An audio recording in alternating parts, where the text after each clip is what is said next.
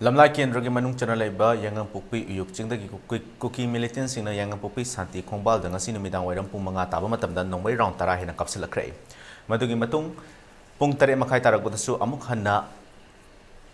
Konegi mafam dagi thamna pokpirom da nongmai round mari mangarom su kapsilakre hari pawsina hai kuki khulai paiba singna leiduna nongmai kapsilakkiba mafam adu yangang pokpi khulki uyuk chingdagi ni adu bahari mafam adu lamdam asida tholiba irang asi horopatagi kuki khulai paiba singna makoigi bunker sajenduna leisen kraba mafam amani hari nongmai kapsilakkiba mafam adu santi khongbal yamna nakna leiba oirabasu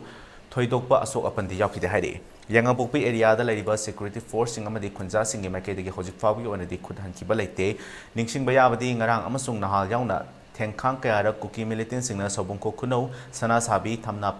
pokpi na chingba mafam singda nongmai kapsalakiba laikhrabani tha asigi tarani thoida su kuki khulai paiba singna nongmai amadi bom season aduna sobungko khuno da khulda landarakpatagi mafam adu laiba state police ka khulngakpa singa loinena kuki militant singa akan mamong da khud thoknabagi thodok laikhrabani Taudoda Kulngakpa Mio Hum Nongmay Amadi Bom Machina Pamtik Aso Open